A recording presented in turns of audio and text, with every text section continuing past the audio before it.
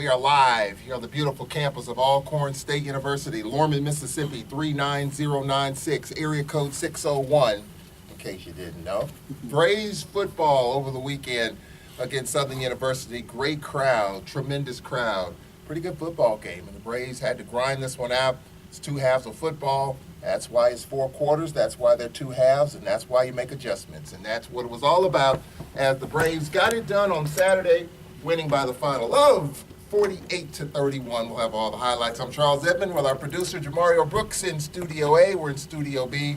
Head coach Fred McNair to my left. And we say good evening and congratulations, Coach McNair. Yeah, thank you, Charles. Good evening to you too, sir. Well, this was a grinder, and it just shows you when you think you know, you don't know. The talk this time last week, will Austin Howard play? He's hurt. Dawson Odom said they're prepared for him not to play. He said in the teleconference he looked pretty good Wednesday and Thursday through his progressions, and he was ready to go. And I'll tell you what, he gave us fits, didn't he? Yeah, he did. Austin Howard, he's a great quarterback, Charles, and my hats off to him, and hope he's fully recovered from his injury. And he did a great job against us, and kind of did some things that kind of unexpected, with him coming in and playing the way he did. But we finally got a chance to get him rattled there and got a chance to make him throw some balls away that he was looking downfield for. Quite sure he was prepared for that, but all in all, I thought he did a great job coming in and playing the way he did on Saturday. 23,738 the attendance at Jack Spinks Marino Casem Stadium as they celebrated the 25th anniversary of the opening of Spinks Casem Stadium. Hadn't missed a home game yet. And I tell you what, it's been some great memories in that stadium. We'll talk about that a little bit later on, Coach. But let's get down to business. Let's get down to the highlights. So when you look at this game, Austin Howard got the start at quarterback. And you look at Austin Howard, what he was able to do. The Braves won the toss, deferred to the second half. First down and 10 from our own 35-yard line, got to the Braves' 18-yard line, where Southern's Barajas attempted a 35-yard field goal. Snapback ball down. Kick is up. Plenty of leg, and the kick is good. So Southern was able to move the football, Coach McNair, on that first drive. The Braves' defense held, and they settled for 3. Yeah, they did. It's a bend but don't break thing, Charles. And I think in the field of play, our defense kind of gave us some stuff there. But we get down that red zone, Charles. That's when they really tighten down on things. And of course, you want that during the whole course of the field, tightening down like that. But I thought they did a great job of just holding to a field goal at that point. Austin Howard got injured on a 2-yard run. Glendon McDaniel came in for one play, was sacked on that drive, so that stalled the drive there for the Jaguars. The Braves' first drive, as they take over on the game's first play, try to get something deep down the field early. Rolling out to his right, they look back to his left, and it's going to lob it down the field, and this ball is intercepted. Picked off, they stayed at home, and the pass is picked off by Danny Johnson. Already has made his presence felt in this game. Southern's 2 best defensive players made an impact on this game. And Danny Johnson, Footman rolled right, looked back to the left, and Danny Johnson was there. Yeah, he was. He did a great job of picking that ball off. Our receiver, T.J. Johnson, he ran a deeper route than we expected him to. If he brings across his face and get him turned, we'll have the wheel right on the backside of him. But, he took the route a little bit deeper than expected and captured the eyes of Danny Johnson. He was able to go and make a big play on the ball. So the Jaguars first and 10 at their own 42. They got to the Braves' 7-yard line where it was second down and 4. Action for Howard, quick hitter, intercepted, and it's returned Solomon Muhammad. Solomon Muhammad stays on his feet, chase to the 50, 45, 40, sheds a tackler. Solomon Muhammad goes out of bounds at the 25. No flags coming the other way, and Solomon Muhammad with a pick, almost a pick 6. 71-yard interception return. That was a great job by Solomon, just reading his keys and being able to see the ball thrown and making a great catch and also a great run to get the ball in the red zone on our behalf. And the defense did a great job at that point. Just like I said, they get out in the red zone, it's kind of stingy down in the red zone, Charles. But he did a great job picking that ball off and returning. So with the 71-yard interception return, the Braves were in business at Southern's 26 with 7:11 left in the first quarter. Drive stalled and had to settle for a 39-yard McCullough field goal. Snap back, ball down, kick is up, and the kick is good. He slams it through, and we have a 3-3 game. 3-3 game at that point. So as we fast forward to 29 seconds left in the first quarter, Southern starts at the Braves 28, and we had a 3-yard pump by Corey McCullough on that situation here, Coach McNair, and that set the Jaguars up towards the end of the first quarter in a 3-3 ball game. So, you know, we had a chance to get 7 in special teams. It was a tough punt there by McCullough. It was a 3-3 game as Southern was in business, ending the first quarter, going into the second. Yeah, it's kind of caught me by surprise then, the way Corey been punting during practice, and we don't do the same thing as a rugby punt. But it just kind of got his head up and just missed the ball a little bit there, Charles. He kind of got a bad punt there, but you know, he bounced back and did a great job in his kicking game. So that'll take us to our first break of the evening here on the Fred McNair Radio Show. 9 minutes after 6 o'clock, we'll take a break. We'll have the second quarter highlights coming up. Give us a call, 601-877-6595. A bunch of tweets, Mr. T, Andre Young, Barry Jones, Alexis Smith. Hey, the gang's all here, a lot to talk about. Of course, after Braves win, always a lot to talk about. So we'll get to that and more coming up after this 1-minute timeout on the Fred McNair Radio Show.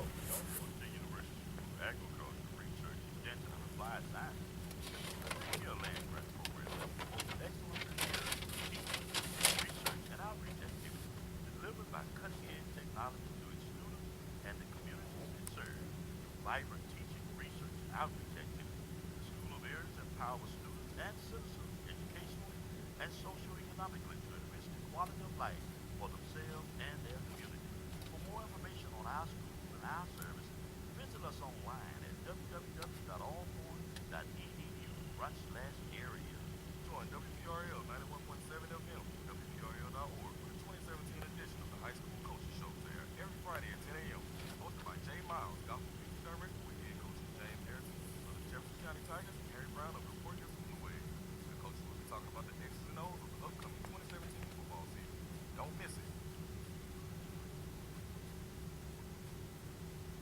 All right, welcome back to the Fred McNair Radio Show this Monday night. I'm Charles Eppin with our head coach Fred McNair as the Braves win their first conference game of the year, 48-31, digging into the highlights and the analysis and the paralysis at times of a game like this, and that's what we had. It was paralysis at time, but good analysis as we roll forward into quarter number 2. So let's get into it.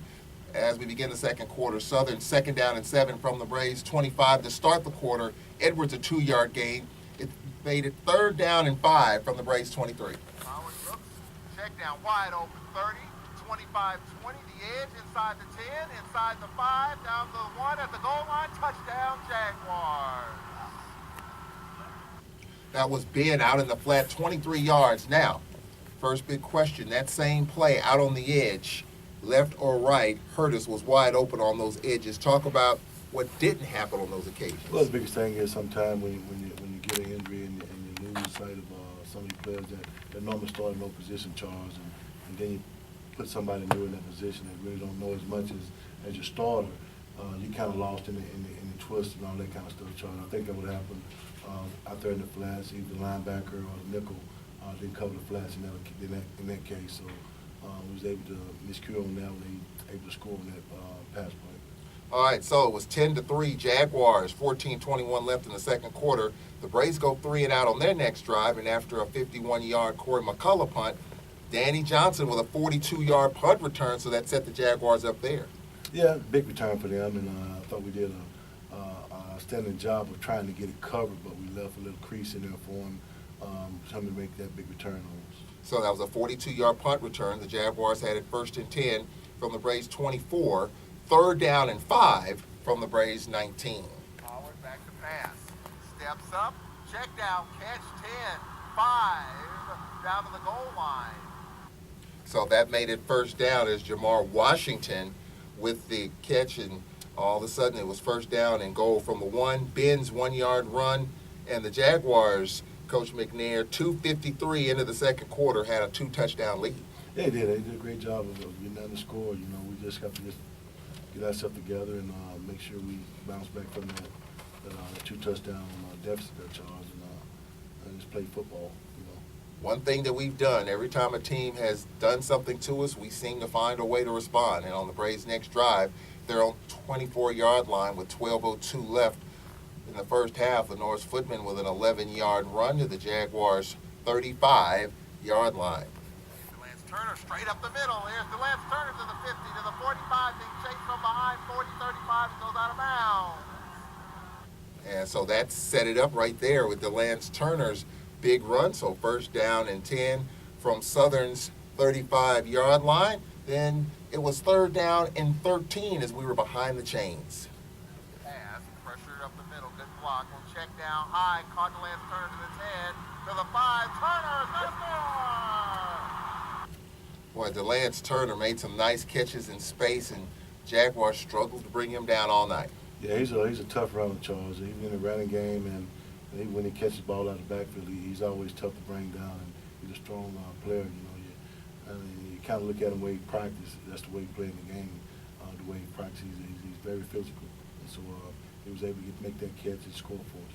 So that was a 7-play, 70-yard drive, a minute 23 time of possession. So it was 17-10 at that point. The next Alcorn drive started at their own 25-yard line with 9.5 left in the first half. It was a big reception by McNair. McNair, of course, he got hurt in the game, and we'll talk about that as well. We got an update on his injury. So McNair, an 18-yard reception to the Jaguars' 46. So as we pick up this highlight, it was second down and 4 from the Braves' 48. power back to pass, steps up, will check down again, open, catch, 40, 35, 30, 25, 20, 15, 10, 5, to the end zone, and it's a touchdown for the Jaguars. That was Dennis Craig, 48-yard touchdown reception. That was the same play. Basically the same play, Charles. We like I said, we got a guy hurt in that position. We had somebody new there that don't play as much as the guy that started. So we were not able to get that cover at that time. All right, so at that point, it was 24-10. So, I mean, hey, we're in for an entertaining ball game. That is for sure, 24-10. At that point, the Braves would respond as P.J. Simmons got into the act. And here on the stretch play, here's Simmons. Simmons to the 25, Simmons to the 20, stays on his feet to the 10, to the 5, cuts in, touchdown. So P.J. Simmons getting more involved, of course, and he made it a 7-point game at that point. He's a great runner, Charles. You get him outside the edges and then he turns it up there, Charles. He's a phenomenal runner. He's kind of tough to bring down, too. I don't think one guy can just knock him off, and he stays in bounds there and make that score for us. So it's 24-17 with 5:54 left in the first half. Braves got the ball back yet again, 1st and 10, and the drive stalled, and Corey McCullough on for a field goal. Back ball now, kick is up, and the kick is good. So it was 24-20 at that point, Fred McNair, back and forth, 24-20 at halftime. So we're down 2 scores, and we find a way to get 10 unanswered. Yeah, once we got going there, Charles, I think that slow start and just get kind of feel our way there. Then I think we, with the offensive line doing a good job that they did, just open up those holes for Lance and PJ, and get us a running room to score touchdowns there, and being able to make that drive down and get that extra field goal right before halftime there, Charles, meant a lot. Going to halftime down just on the 4 points. 24-20 at the half. 16 minutes after 6 o'clock. Let's go to the phone lines. JJ patiently waiting. Saw him at the game Saturday. Got a chance to speak to him for a moment or two. So let's say good evening to JJ. Hey, how y'all doing?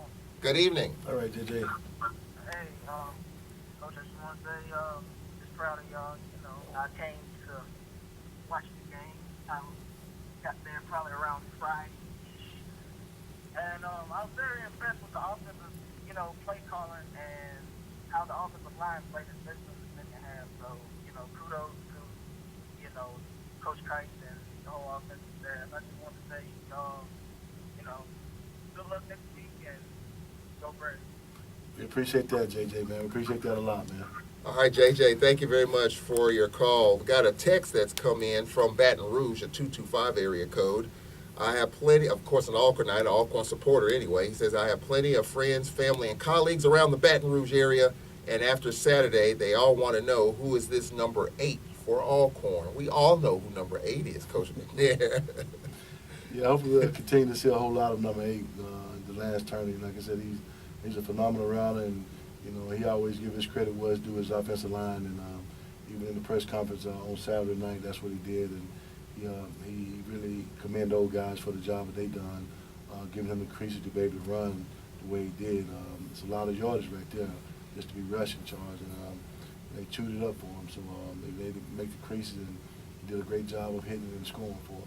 You can join the conversation, 601-877-6595. You can send a tweet, Tall Man Radio, or just like this person did down in Baton Rouge, you can text a question at 601-300-3124. If you've missed some of this show, it will be posted on Facebook and Twitter, on my Facebook account, Charles Edmond, and on Twitter, Tall Man Radio, if you've missed some or all of this show. We'll take a 1-minute break. Third quarter highlights as the Braves make a run and a charge. We'll get to it coming up in 1 minute on the Fred McNair Radio Show. If you haven't heard, Riverwalk's all-new Players Club is here. We believe you deserve the best casino loyalty program, so we're proud to introduce the all-new Riverwalk Rewards. Our players get more, with exciting new benefits, more tiers, and more rewards than ever before. And now, Riverwalk is home to the area's first and only military rewards card. Our new Honor Card is our way of saying thank you to all of our active and retired military.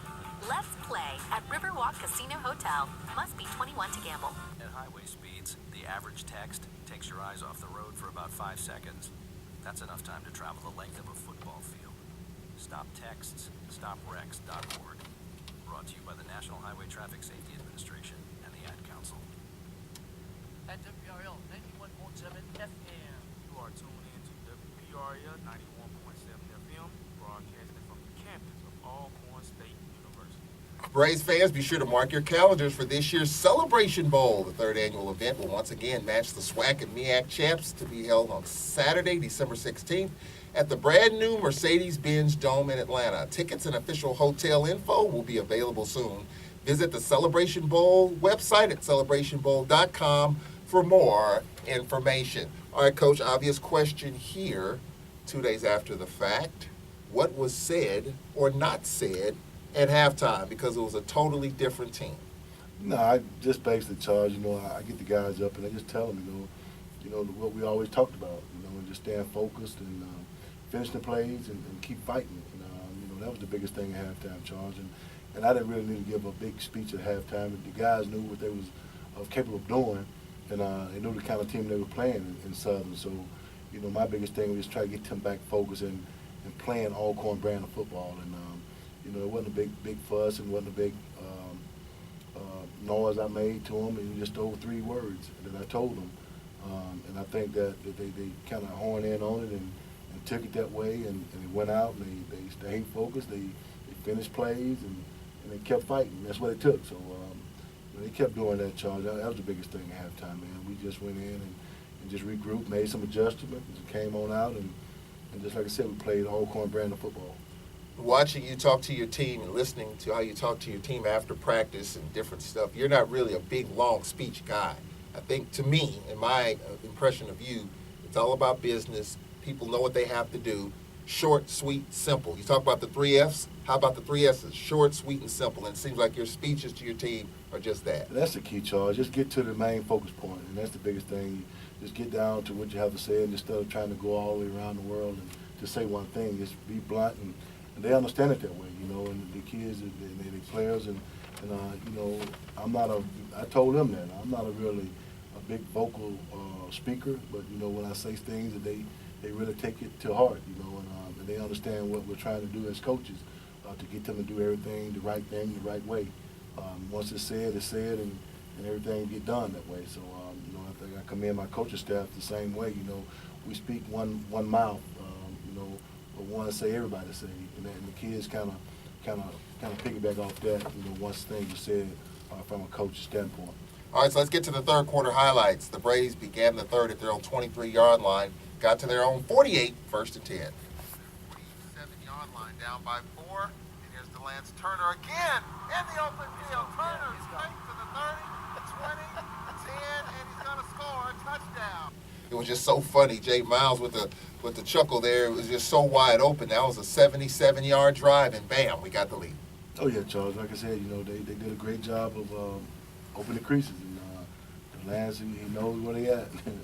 when he see it, he gone. So just kind of showed the kind of speed he got and the kind of heart they got. Those guys making the holes for him and being able to hit them the way he did. So Southern's next drive started at their own 20. They went 3 and out. The Braves' next drive following that punt and Warford's 18-yard return started at their own 37 with 11:54 left in the third. They got to Southern's 11-yard line where it was first down and 10. Simmons on the stretch play. Simmons to the 10, to the 5. He gets in. Touchdown. So that made it 34-24. Coach McNair 2 touchdowns in the first 4:06 of the second half. Well, the thing is, Charles, and we talk about it all the time. When you go out and execute it, the job is a whole lot easier when you do that. Most of the time, when you do it right, and everybody doing their job, that's what we always talk to them about. Do your job. When all 11 men are doing their job, it's so much easier to score touchdowns that way. But I think everybody's doing their job coming out the second half, and like I said, just staying focused. So the Braves' next possession started at their own 48 with 8:41 left.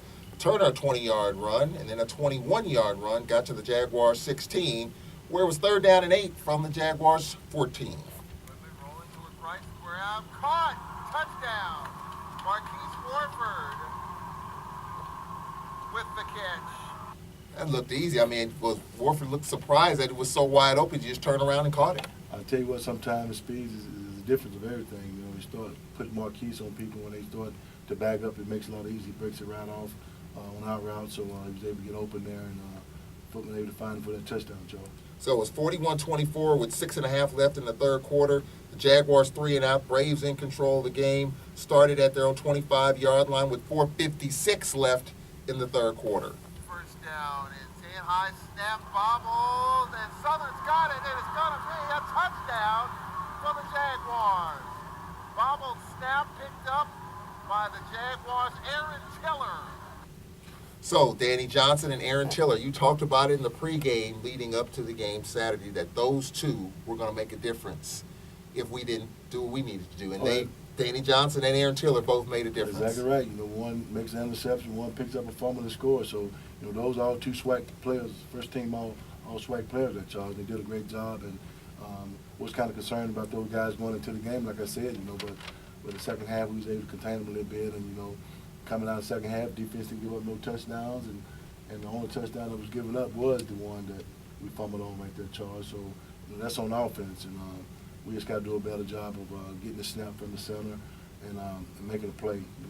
That's the second botch snap. We had 2 of those in the game. Talk about that. Yeah, sometimes I think Mustafa get a little high to the right sometimes, but normally Foot get those catches, and I think at that point he did take his eyes off of the ball at that time and just looking at it, Charles, and we just got to get better. I think that with a real true freshman in the center and like that Mustafa is, and he's done a great job for us the whole year. So hope we continue to do the job he's doing getting the ball back there. So we can kind of deal with those snaps like that, but we just got to do a better job as quarterback, is keeping our eyes on the ball when it gets to his hands. So it wasn't a real bad snap, just took his eyes off of that thought. So it's 41-31 at that point. We went 3 and out on the following drive. Then Southern got the ball at their own 20 with 2.5 left in the third quarter. They got to the Braves 12 on a third down and long. A pass over the head of Menard. He went down with a horrendous injury.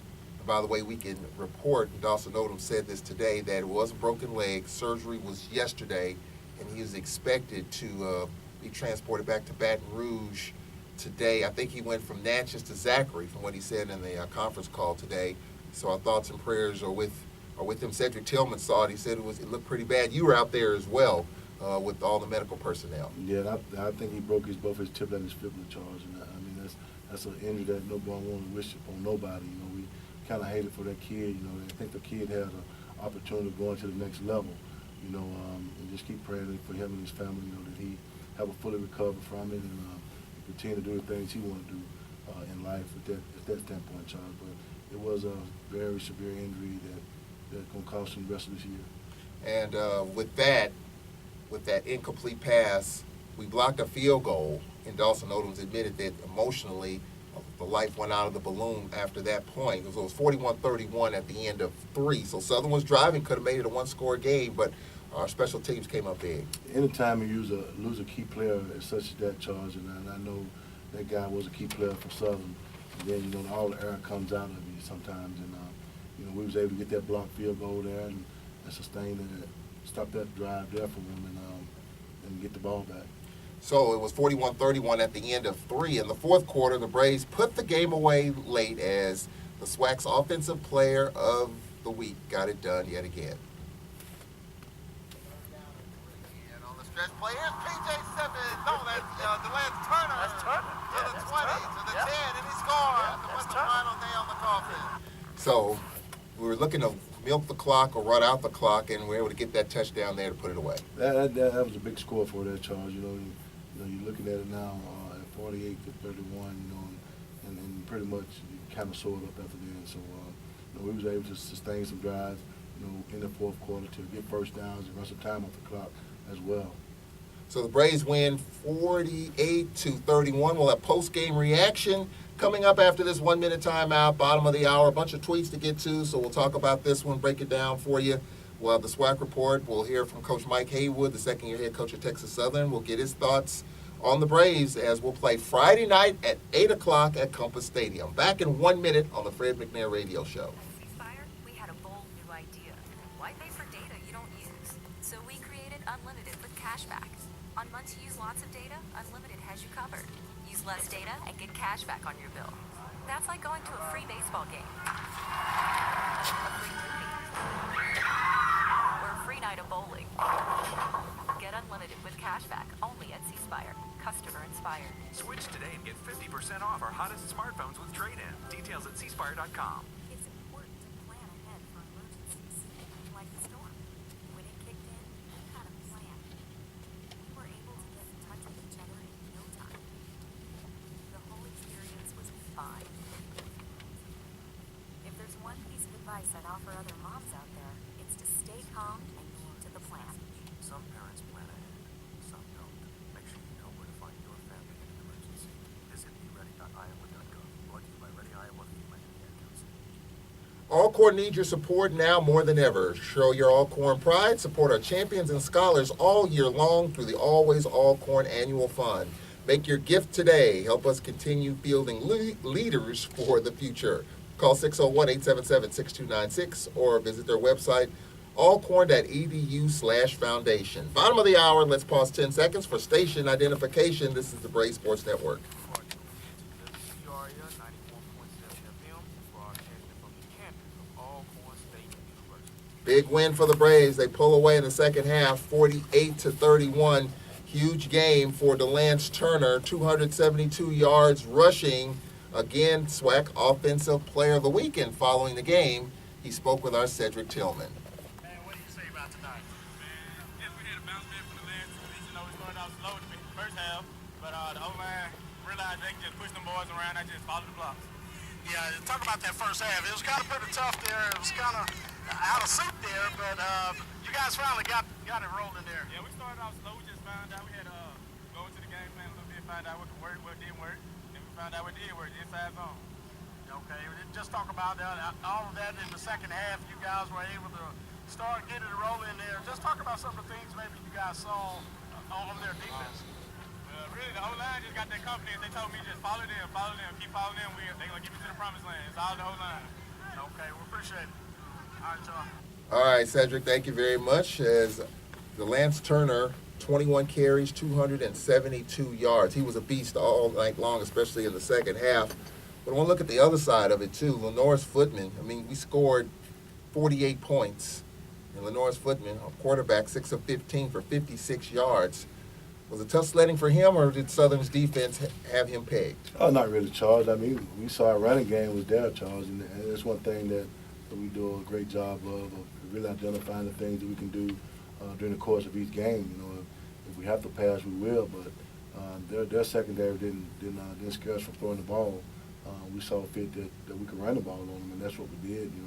Every week, you look at talking about a game plan, and every week it may be different, and hopefully one week we'll put it all together, passing and throwing. So, Charles, we identify things we can do well, and we kind of stick to it. So, and I thought that's one thing we did well. We ran the ball very well against a very good, tough football team. It has been a tale of two games. Last week, 0 yards rushing. Footman 400 yards passing. This week, 383 yards rushing and just 56 yards passing. That's right, Charles. You never know. You Yeah. never know. You play different defenses, and some of the things you can do schematically, you have to make those decisions and do some of the things that you don't do. We love to do be kind of half and half, 50-50 with the run and pass, but when it's working, it's working. So we'll stick with it and continue to do the things we're doing offensively to get the job done and come out with a win. Just talk about how, our backs, and maybe it's just Southern was just wearing down because there's a lot of arm tackling out there. I mean, I saw in the second half, Jaguar players were there in position to make tackles, and just Lance Turner ran around, ran through. P.J. Simmons doing the same thing. Well, you talk about a tempo of the offense, it kind of gets you tired, Charles, and I think that's what we did. Coming out the second half was put a little tempo on them and got them worn down from the first half, and even the second quarter. I know we started tempo on a little bit and kind of get them out of sync there, Charles, and once they're out of that way, they kind of run all over the place and really not putting themselves in a position to make tackles.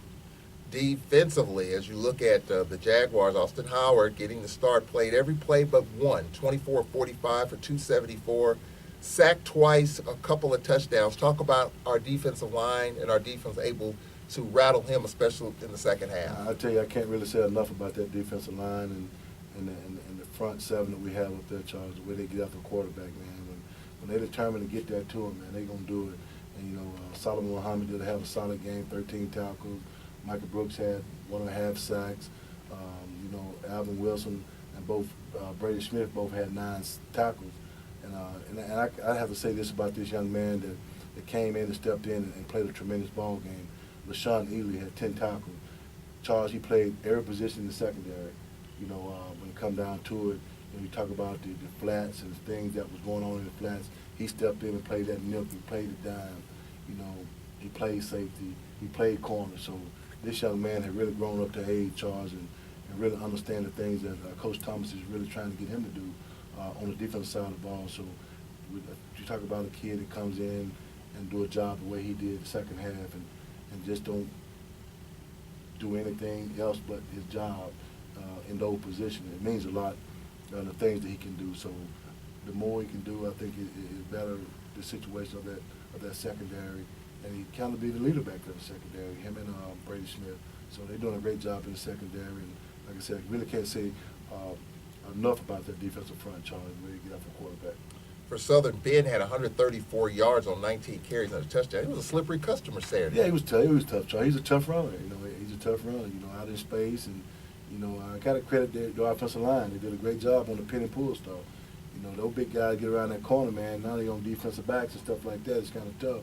When they blocking down and pulling those big guys around and getting on those corners and safeties, it's kind of tough that way, Charles. But, like I said, those guys, they bent, but they didn't break, Charles. They did a great job of making all the adjustments in the second half and holding them guys down to no point for defense, offensively, we gave up that touchdown on the scoop and score by their defense. But, otherwise, the defense played an outstanding game, I thought, of just holding those guys down to just 24 points. Penalties, we had 9 of them, and we were the most penalized team going into Saturday in terms of number of penalties, 38 through 3 games, now 47 through 4 games. I'm sure it's the same old spiel in terms of trying to cut down on the penalties. Oh, yeah. Like I said, Charles, you can't stop these guys from playing aggressive. And, you tend to do some things that out of character sometimes. And I can talk about finishing plays, and most of it that way when they're trying to finish a play and the whistle don't blow, and that's the thing they get caught up in sometimes. But we're going to continue to grind these guys and make them still play tough and play hard. You hate to try to pull back from these guys in terms of penalty-wise. In the course of a game, some penalties do hurt, but they know, Charles. But they just got to just keep grinding and understanding the penalty part to try to minimize those and cut those down a little bit and try and play almost a perfect ball game. Like I said, you can throw a flag on every play, Charles. We just got to just cut down on some of those mistakes we were having there. All right, we're going to take a break here. We'll get to the text, tweets, and phone calls 37 minutes after the hour. We'll take a break. A lot of tweets have come in, so we'll get to those. Coming up, we'll get to our SWAC report, and we'll talk with Mike Haywood, the head coach of Texas Southern.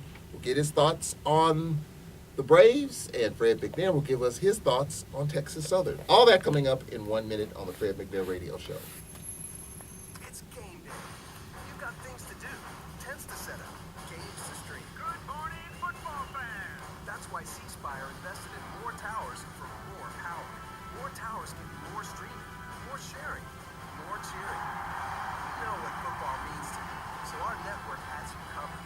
At C Spire, we work for fans. C Spire, customer inspired. Get unlimited with cashback. Now 4 lines for just $40 each. Details at cspire.com. The Ranger Station. I'd like to report a bear hug. I put out my campfire and Smokey Bear hugged me. So you drowned the fire, you stirred it, drowned it again. Felt that it was cold. Uh-huh. Yeah, means just letting you know you did good. Bear hug from Smokey Bear. Status update. I'm gonna let you go now. There are many ways to start a fire, but one sure way to put it out. Learn how you can do your part at SmokeyBear.com. Sponsored by the U.S. Forest Service, Ad Council, and your state forester. All right, welcome back. It's 38 minutes after the hour. Let's get to the tweets. And Alexis Smith, and this is something that happened a couple of times. We're up against the play clock. What's going on with getting the plays in a timely manner? Let's talk about that. There's nothing wrong with it. You know, we just try to take our time and put ourselves in the best position to get a good call in. Nothing wrong with the play calling. Nothing wrong with the play clock issue. We're just trying to make sure we get the best call for that defense. All right, and then in the secondary, another response, fix the issue of DBs not looking back to defend the pass, being called for pass interference. We see it all around the world, Charles. You know, it's things that happen that way. You know, I'd rather for them get pass interference than give up 6 points. You know, so we'll take that 15 yards, we'll move on and do all the things. We're not teaching. We're teaching the guys everything. But in the course of a game, it's going to happen. I'd rather for it to happen and give up the 6 points. You know, we'll be talking about them catching a long touchdown pass other than having a pass interference. Thankfully, college is not like the NFL where you get it at the contact. And you're exactly right, Charles. All right, Barry Jones, great team win on Saturday. The injuries and player recovery. We'll talk about that as we roll along. Andre Young talked about the tight ends for Southern. Any thoughts of playing a 4-3 defense to get Muhammad, Farrell, and Wilson on the field together? I think we're going to stick with our guns right now because, you know, you talk about, you know, your plan there is a 4-man front, of course, and basically what it is a 4-3 defense. We just got the nickel expanded out because of the type of offense that people are running now. You know, you can't really put them all in the box that way, but, you know, I think we're doing a great job of what we're doing. You know, everybody going to play us going to have a big tight end. That's just the nature of it. You know, we just kind of just do the right things to make those calls and make it fit that call to the offense. Joshua Davis on the Twitter feed. It's great to be in the win column. He's talking about covering the flat and post patterns better. Just talk about defensively, and you talked about the job that he did playing all the positions. Diego Sama had a big hit early in the game. So just talk about those post patterns. Teams, you know, are going to do that. It seems like every week. Everybody's going to throw deep balls, Charles. You know, that's just the nature of the ball game. Everybody's going to take shots downfield. You know, just the way offensive design and you know, just on the defensive side, you know, just playing the right techniques and putting ourselves in position to make a play on it.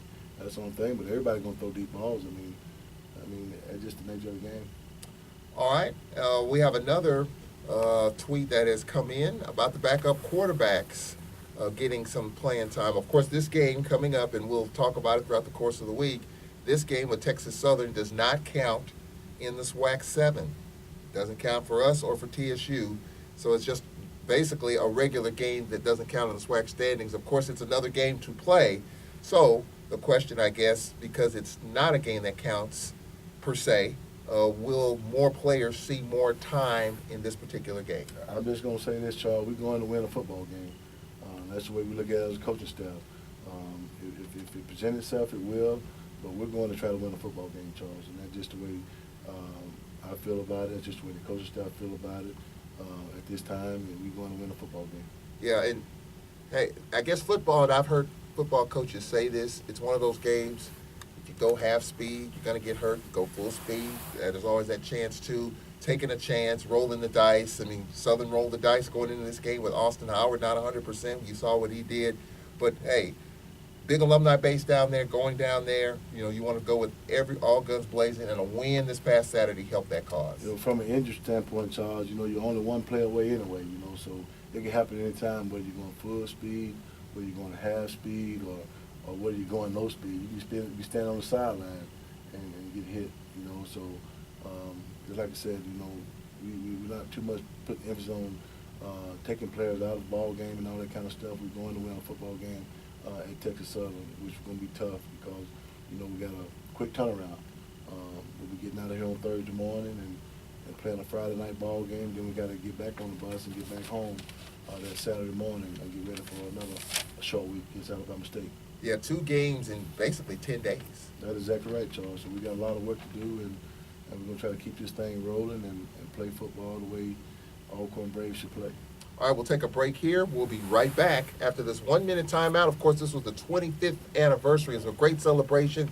Coach Cassim was always in the house, and, of course, a great turnout, 23,000 plus at Spinks Cassim Stadium. We'll take a break here. We'll be right back and get Coach McNair's thoughts on the 25th anniversary of the opening of Jack Spinks Marino Cassim Stadium. Back in 1 minute on the Fred McNair Radio Show. Hey kids, are you a member of the Braves Kids Club? If not, you should ask your parents to sign you up next year. The Kids Club is designed to give youngsters ages 7 through 12 unique opportunities to be part of the excitement of Braves athletics. Thanks to our sponsors, Follett Higher Education Group and the Alcorn State University Foundation. This year's Kids Club has 70 members. For more information on how your child can join the Braves Kids Club for 2018, contact Larry Smith at lsmith@allcorn.edu, or you can give him a call at 601-877-2470. So if you want to join the Braves Kids Club for 2018, give Larry Smith a call at 601-877-2470, or send him an email, lsmith@allcorn.edu. All right, welcome back to the Fred McNair Radio Show on this Monday night. Don't forget, Friday night, 8 o'clock from Compass Stadium, an 8 o'clock kickoff. And the game will be televised by ATT Net Sports. And I also believe that there's going to be an opportunity for fans who can't make it to Houston. They're going to show the game on the big video board here at Jack Spinks Marino Cassim Stadium. Emmanuel Barnes was telling me about that. They're working out the details of that, but if everything flows correctly, fans will have a chance to come to the stadium and enjoy the game on the big board. That'll be great, Charles. That'll be great, man.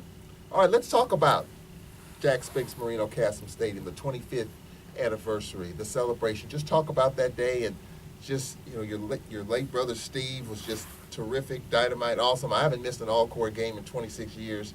I remember when the stadium opened, I was there for that, there for the celebration, of course. Just talk about the memories walking that field each and every Saturday. Yeah, that's the biggest thing about it, Charles. You look back at it when Steve broke the NC2A record in total yards Against Southern. It was against Southern. Yeah. And you look back at even when I was coming out of high school, believe it or not, Marino Cassim recruited me when he was here at Alcorn back in '86, and unfortunately I didn't get a chance to play for him because when I came in '86, he was going to Southern then, and so it just a lot of stuff ties into that, and just for it to be the 25th anniversary of the Marino Cassim Stadium, it kind of fits hand in hand. We're playing Southern. He was down at Southern. Alcorn, this is his home, Yeah. and everything in the stadium, Charles. So it kind of fits in real well, man.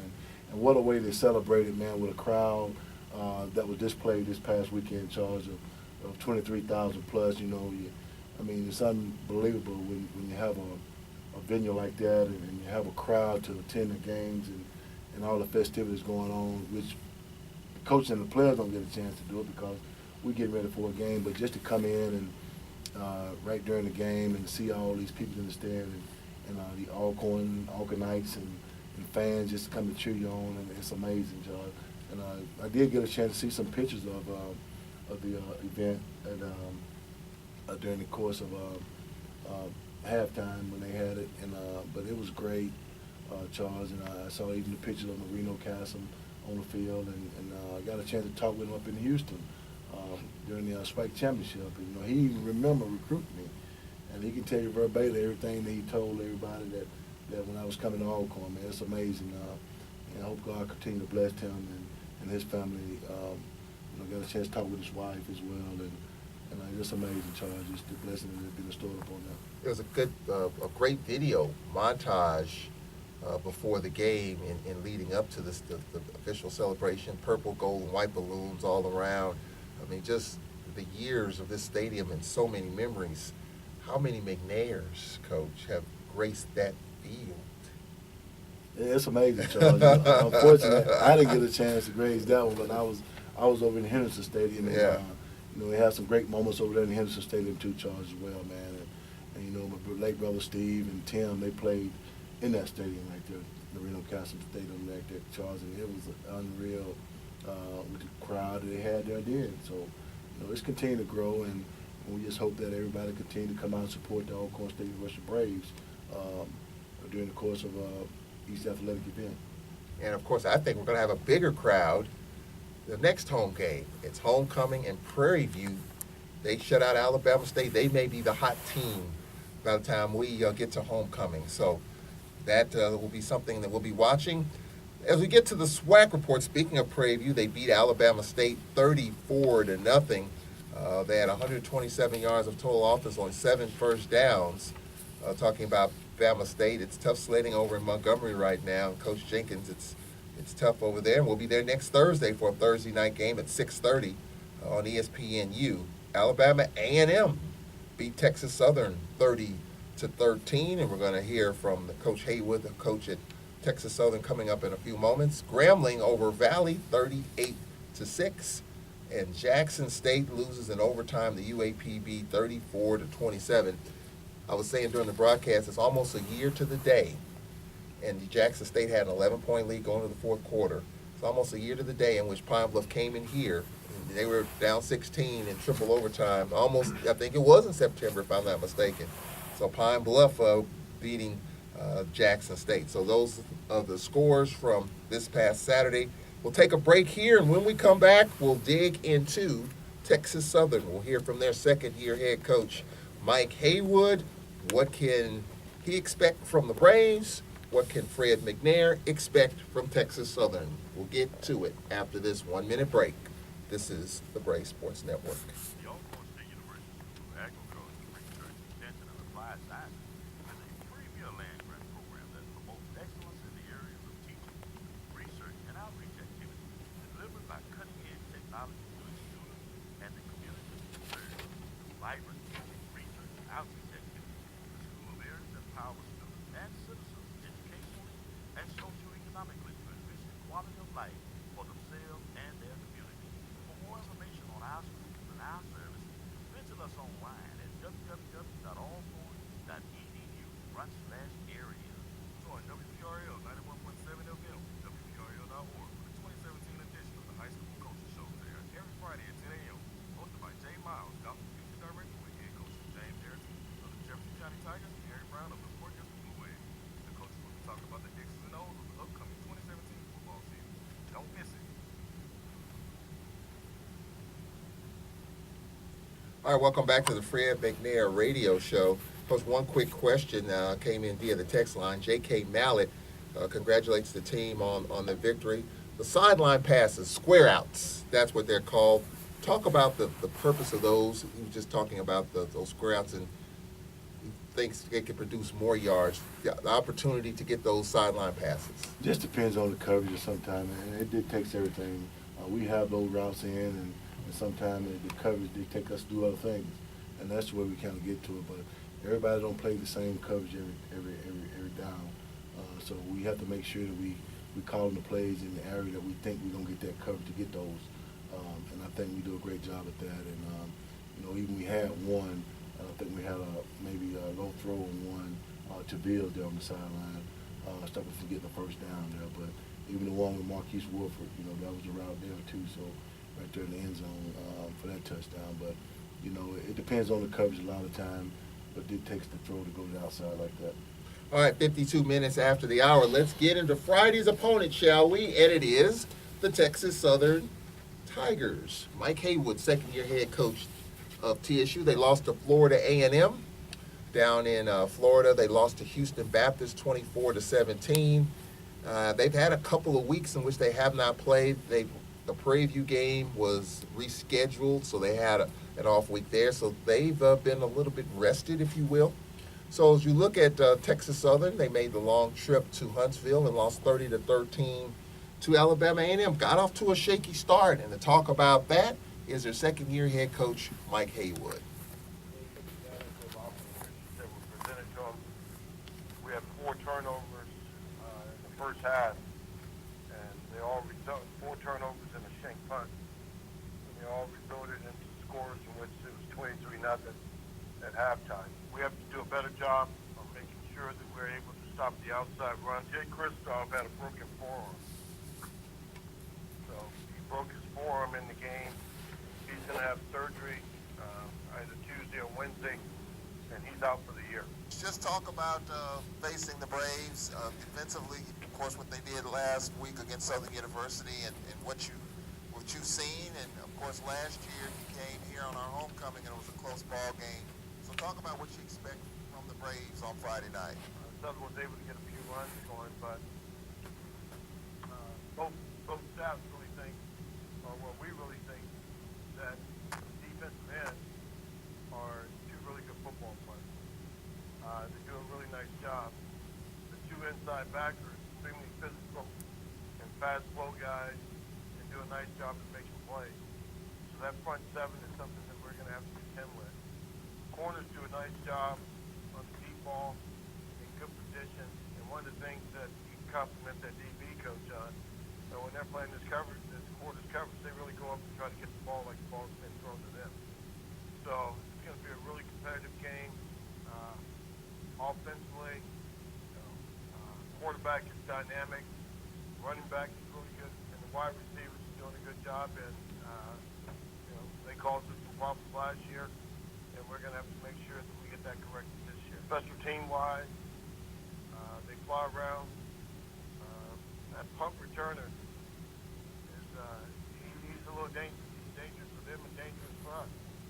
And the reason I say that is because ball's bouncing on the ground, he'll pick it up and take off running. He can hit when 3-4 guys are around. So there's an opportunity for us to make it dangerous for them and hit him right when he reaches down to touch it. Or if he touches it, he's dangerous for us because he can make a man miss in a phone booth. So we really have to do a good job versus him. He's returned 1 for the year and had 1 call back. But as they're setting up those wall returns, he does a nice job of getting to the wall no matter how many guys are around him. I tell you what, if you talk to Mike Haywood, he's going to talk football.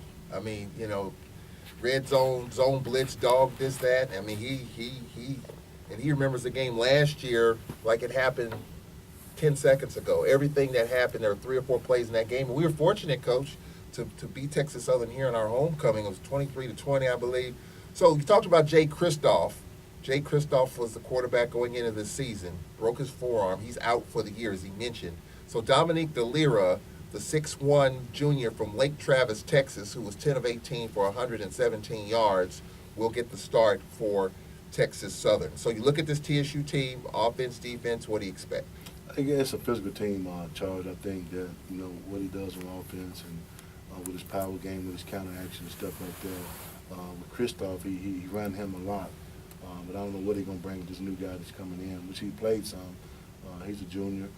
And but offensive-wise, they're going to pound the ball, Charles. They got a little nifty receiver out there too, Charles. So we have to be prepared for everything that they got. So in the course of the defense, they going to be physical. They're going to be tough. That's Coach Haywood brand of football. It's a physical game. He's been around he's been up under some of the best coaches that I've probably heard of, the Lou Holt, the Matt Brown, the Nick Sabans, and the China Weiss, and all those guys. He's been under the hammer of them too, so he knows football, and he understands it. And he knows how to get the things to kind of screw you up on offense as well. So we're looking for a hard physical ball game out of those guys. And like I said, we're going to win a football game, Charles, and that's what we intend to do. If you look at Texas Southern, a team I think right on the fringe. You talk about the teams in the West, Grambling, Prairie View, Southern. I mean, Texas Southern right there in the middle to make a move up to challenge those teams, and they're definitely trying to do that. how tricky is it when you're going to be looking at a quarterback that you don't know much of and deliver? There's one game of film, of course, the game on Saturday against Alabama A&M. You know, that's the biggest thing, and it's strange to say that, Charles, because I listened to Coach Thomas in the team meeting a while ago, and tell the guys we have to look up on YouTube or Twitter and try to find some kind of information on this guy, because a lot of times, you know, you don't have a lot of film on him, and so we have to try to find some niche of some kind of some film on him, or things that he done in high school or wherever it may be, to kind of figure out who we're playing against right there. Coach Haywood's a defensive-minded coach. So when you look at their defense, I mean, they lost 24-17 to Houston Baptist. They give up 30 against Alabama A&M, but like you talked about, a lot of that was in the first half, and they turned it over. It took a lot of steam and momentum. They moved the football, but they hurt themselves, self-inflicted mistakes. So when you look at their defense, what worries you there? Well, the biggest thing is they do a lot of things on defense, Charles. And they coverage-wise, front-wise, and you know, based out of a 3-4, you know, they do several things to get to a 4 down. So we really have to just really have our eyes up as offensive linemen to make sure that we get the proper calls up front to protect or either to run block for our running backs. But you know, defensive-wise, they do a lot of things. Schematically, you know, they all over the place. You know, it's kind of confusing when you look at it until you just really figure out that one key that's going to give you what they're really doing at that certain time. We have less than a minute left, Coach. How big is it? You know, winning streak starts with the first one. We got that. Now, try to get a 2-game winning streak going. How big is it to go down to Houston, where we have a lot of alums and supporters, to get that second win in a row? It's always big, Charles, especially to get that first one under your belt, Charles, especially against a good team like Southern. And now you go on the road to play a good physical football team, as Texas Southern is. You know, just to get 2 wins in a row, that'll be phenomenal. It'll be a good thing for our team, our morale of our team, to get to where we think we're going to be, you know, in the hunt to get back to where we need to go in Atlanta. Well, Coach, we appreciate it. We'll talk to you next week. Appreciate you, Charles. That's head coach Fred McNair. We'll talk to you next Monday night, kickoff at 8 o'clock on Friday. I'm Charles Edmond. So long.